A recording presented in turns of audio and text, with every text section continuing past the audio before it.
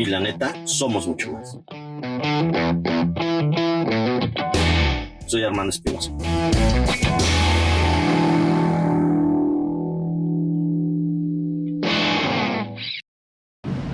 ¿Qué tal, queridos? Una vez más estamos en Armando la Neta y con nosotros estará Indira Vizcaíno, que es la candidata de Morena para el estado de Colima. Síganos en la entrevista. Querida Indira, qué gusto tenerte aquí con nosotros el día de hoy, a pesar del frío que hace y que te hayas dado el tiempo de venir. Al contrario, el gusto es mío. Muchísimas gracias. Gracias. Estamos en Armando la Neta, ¿sí? Donde vas a poder decir las netas de las netas. Esperemos que nos las digas, ¿eh? Sí, claro. Sí. Oye, querida, platícanos un poquito, ¿cómo fue tu infancia? Feliz como la de muchos colimenses. Una infancia en un pueblo chiquito, Cuauhtémoc, en la que los niños salíamos a jugar hasta las 11 de la noche en la calle y no pasaba nada. Absolutamente. Es una infancia además muy cercana a la política. Yo les digo que yo desayunaba, comía y cenaba política, ¿no? Porque mi papá fue fundador del PRD en el 89 y yo soy del 87, entonces... Con Cuauhtémoc, ¿no? Con Cuauhtémoc Cárdenas. Entonces básicamente crecí con el PRD en ese momento y entonces pues también fue una infancia siempre cercana a todo este tema de las luchas sociales. La primera campaña que yo recuerdo fue en el 94, yo tenía 7 años. Oye, ¿y qué es lo que más te gusta hacer? Estar con mis hijos. Estar con tus hijos. Sí. ¿Cuántos hijos tienes? 2, una niña de 9, un niño de 4. Tu hobby, platicábamos hace rato que te gusta mucho bailar, ¿no? Que Sí. te gusta mucho el tema del folclore, ¿no? De poder expresarte de esa forma, ¿no? Me comentabas también, platicabas un poquito ahí, ahorita nos platicabas fuera de cámaras, ¿cómo te fue con el tema de la pintura y todo eso? Mira, ¿de qué es lo que a mí más me gusta hacer como un hobby en lo personal? Muchos años estuve en el folclore y me gusta mucho leer también, pero muchos años estuve en un ballet folclórico, Sí. 12 años en el ballet folclórico de mi pueblo. Y lo que decía es, creo que hay que ir buscando qué son estas cosas que nos apasionan a cada quien y que nos apasionen y que seamos buenos, ¿no? Porque en la secundaria yo llevé clases de dibujo, llevé clases de música y llevé clases de danza folclórica y me acuerdo que en dibujo el maestro me pasaba como por pena, ¿no? Porque mis dibujos eran horribles, muy mala para dibujar. En música ni se diga, muy descoordinada, muy mala para eso. Y luego también, por ejemplo, en educación física, que todo el mundo saca 10 en educación física, menos yo. Para mí, mi fuerte era la danza folclórica, la expresión cultural desde la danza folclórica, que fue algo que me apasionó y en lo que estuve pues prácticamente 12 años. Me platicabas que estabas ya como diputada, ¿no? Federal. Sí. O sea, me impresiona, en verdad me impresiona la edad en la que ya fuiste diputada, ¿no? Platicábamos ahí que de repente ese tipo de actividades te pueden hacer que te pierdas otras cosas, ¿no? Sí, mira, yo fui diputada federal a los 22 años y mi último semestre de la licenciatura lo hice al mismo tiempo que mi primer periodo ordinario de sesiones. Yo todavía no me graduaba cuando empecé como diputada federal, yo me gradué hasta enero siguiente, entramos en septiembre y la verdad es que es una dinámica pues rara porque pues todos tus compañeros están en una idea, en un modo y uno anda en otras cosas, pero también disfrutas otras, ¿no? Y vas aprendiendo y creciendo en otras etapas de la vida y no me arrepiento de ninguna. Además, yo todavía como diputada federal seguía yendo, por ejemplo, al ballet folclórico, que es algo que me apasiona, hasta que el trabajo te va consumiendo. Yo les digo que desde chica supe que me quería dedicar a la política porque en primero de secundaria me acuerdo que quise hacerle un regalo a mis compañeros y entonces le pedí a mi papá que me comprara constituciones políticas de los Estados Unidos mexicanos. ¡Qué regalazo!, ¿no? Y yo me sentía muy orgullosa de haberles llevado este regalo. Ahora que lo pienso, creo que ellos decían, ¿esto qué no? Pero bueno, yo me sentí muy orgullosa. Un orgullosa. chocolate, cualquier otra cosa, ¿no? Yo me sentí muy orgullosa de llevarles una constitución política. Y creo que es parte de lo que decíamos, ¿no? De pronto uno tiene la vocación para algunas cosas. Desde chico, más o menos te vas dirigiendo, direccionando hacia aquello que te gusta. Algunas cosas saldrán, otras no, pero cuando hay vocación, pues tienes que entregarte al 100% Claro. a lo que te gusta, ¿no? ¿Cuál es tu reto? ¿Cuál es lo más importante que quieres llevar a tu estado? Mira, cuando fui presidenta municipal a los 25 años, logramos vivir la alternancia en mi municipio. Mi municipio siempre había gobernado el mismo partido. Cuando ganamos, yo veía a los compañeros que habían iniciado en la izquierda llorando. Y era un llanto así tan transparente. Y entonces les decía a mi equipo, que era más joven, ¿no? O sea, es que creo que ni siquiera ustedes entienden la satisfacción que haber ganado este gobierno significa para ellos.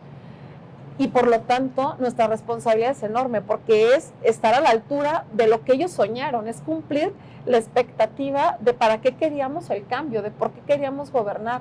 Y el reto es grandísimo. ¿Cuál es nuestro reto ahora en Colima? Es estar a la altura de lo que la sociedad espera, un gobierno sensible, un gobierno empático, honesto, que atienda realmente las prioridades del Estado, que se deje de la opulencia, del despilfarro, eso no nos ayuda en absolutamente nada. Es dejar un legado en el que se vea que la política es verdadera vocación de servicio, si no nos sirve, que los servidores públicos deben de comprender que el servicio público es para hacer el bien, no para hacerte millonario. Pero junto con todo esto, mi reto verdadero no es dejar la obra más grande como el monumento al ego y la corrupción, que es lo que han hecho los últimos gobiernos estatales. Mi verdadero reto es hacer una revolución de conciencias, es transformar desde la educación, es garantizar que ninguna niña, ningún niño se quede sin estudiar y sin un espacio para practicar deporte, cultura, artes, porque todo esto significa prevención, pero también formación. Claro. Y mi reto es comenzar con la formación de una sociedad que va a ser ejemplo a nivel nacional de empatía, de solidaridad, de trabajo en equipo para recuperar un estado que era maravilloso hace algunos años y que lo hemos venido perdiendo. O sea, en pocas palabras, hay que crear comunidad. Hay que crear comunidad, hay que crear empatía y recuperar la solidaridad. Y ser sensibles, ¿no? Oye, hablando de las metas, tú tuviste un puesto muy importante, ¿no? Como superdelegada, ¿no? Y nos gustaría saber cuál fue tu percepción, ¿no? De estar en ese puesto, porque me imagino que se te acercó mucha gente, ¿no?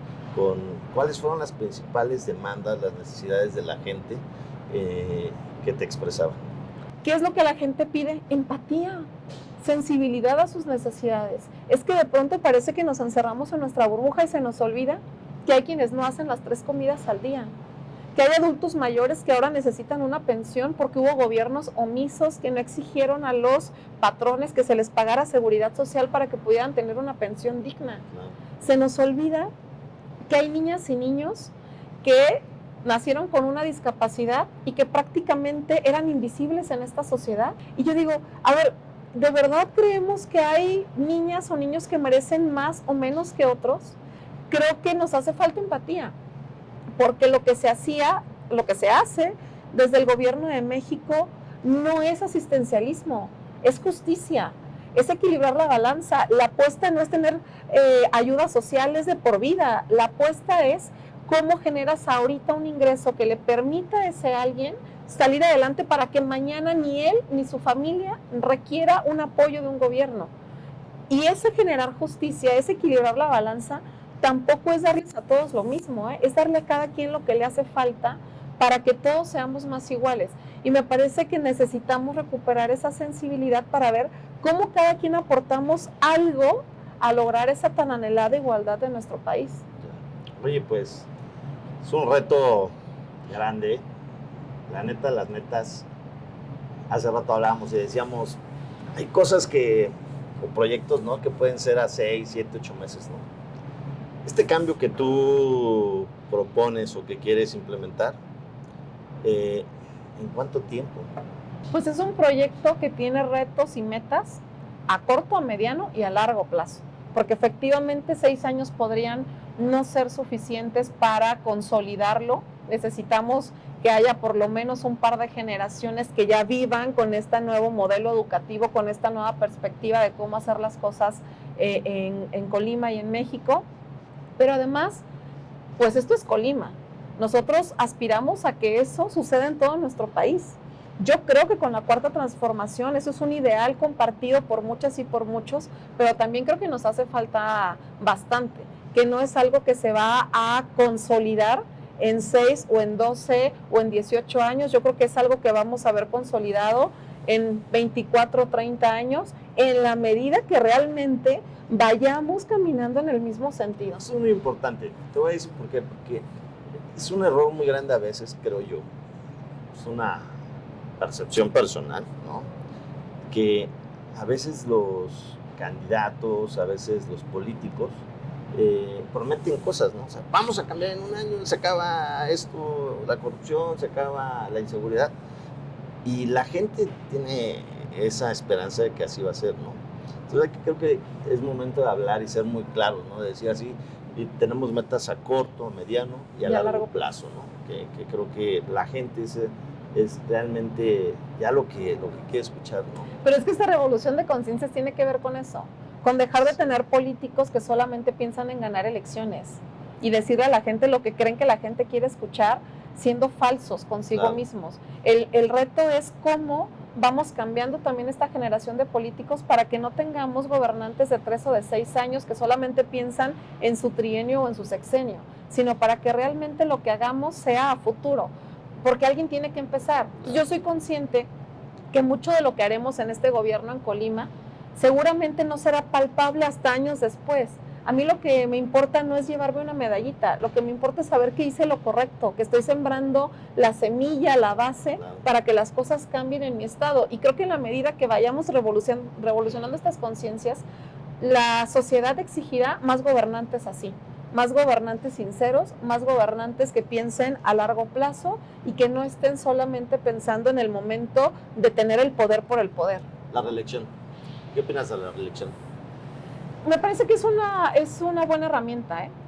Mira, yo fui presidenta municipal 3 años, hicimos muchas cosas en mi municipio y creo que si hubiera tenido la posibilidad de reelegirme, habríamos avanzado enormemente en la consolidación de otras. Y la reelección es una herramienta, es un arma que permite que la propia sociedad diga si sí nos gusta el camino por el que vamos o no. Ya no queremos más de ti. Que luego no te alcanza el tiempo, ¿no? El primer año empiezas a conocer, gobiernas un año, año y medio, y en el tercero te estás yendo, ¿no? 3 años son pocos, la verdad es que sí. Digo, suficientes para lograr pequeños cambios cuando tienes toda la convicción para hacerlos. Nosotros lo hicimos en mi municipio, pero la reelección te permite esto, es que la gente decida si vas por buen camino o si prefieren redireccionarlo, ¿no? Oye, económicamente, Colima, ¿dónde estamos? Mira, la situación económica en Colima ha venido a la baja. Hace 10 años en Colima no hablábamos de pobreza. Hace 2 años en Colima no veíamos a nadie en un semáforo. Y creo que es evidente que eso es una consecuencia del abandono y de la falta de oportunidades, del abandono al sector agrícola y ganadero, que es fundamental para el desarrollo de Colima, pero también de la falta de empatía por generar nuevas opciones productivas y de desarrollos profesionales. El reto para nosotros es primero garantizar el acceso a la educación, sí, a nivel profesional también, pero no solo a nivel profesional con licenciaturas, ingenierías, etcétera, sino también el poderles acercar a las personas la capacitación y preparación en oficios. Yo no sé en qué momento también esta política neoliberal nos convenció de que para ser exitosos en la vida había que abandonar las actividades primarias, estudiar una licenciatura e irte a la ciudad. Cuando en el campo encontramos la mayor de las riquezas de nuestro país, pero además los oficios también son una vocación y también son indispensables para el desarrollo económico. Es una pena, ¿no? Ahorita que hablas del campo, es una pena porque recordemos algunos años atrás donde México, ¿sí?, exportaba, ¿no?, muchos productos porque en países como Estados Unidos o países europeos no los tenían, ¿no? Y ahora vemos que Estados Unidos en una hectárea produce 10 veces más que nosotros y el campo mexicano está olvidado, ¿no? Seguimos exportando muchos productos. Colima tiene muchos primeros lugares en calidad de muchos de estos productos, pero creo que hace falta generar un equilibrio. Es decir, la producción de calidad no tiene que ser solo de exportación. También los mexicanos tenemos derecho a consumir productos de calidad. Y creo que hubo una política internacional de los propios gobiernos federales anteriores, en los que les resultaba mejor hacer un negocio internacional, adquirir semillas fuera de baja calidad a altos costos y decirle al campesino que no era negocio producir, pero jamás se atrevieron a pagarle al campesino como pagaban lo que importábamos, y entonces fueron desmantelando el campo.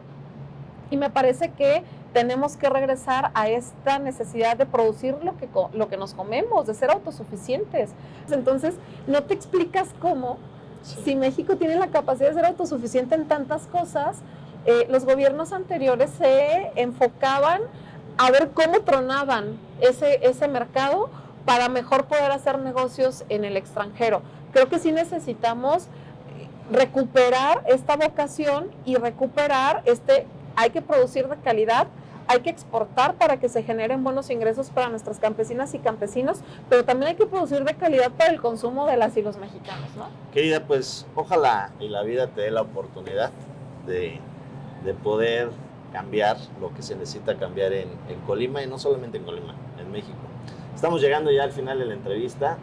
Tienes que volver porque sí, hay muchísimos temas de los que tenemos que hablar y el tiempo no nos da, ¿no? Pero pues te vamos a llamar para que nos visites otra vez nuevamente, y pues no podemos despedirnos, ¿no?, sin que tú les mandes un mensaje a toda la gente de Colima. Pues muchísimas gracias de verdad por la confianza. Sé que están depositando la última pizca de esperanza que les queda en este proyecto que significará el cambio verdadero para Colima. Yo voy a hacer todo lo que esté a mi alcance para entregarles un mejor lugar para vivir y no les voy a fallar. Amigos, esto fue Armando la Neta. Sí. Síganos en nuestras redes sociales, denle like y compartan, por favor, y estaremos en una nueva entrevista. Hasta luego.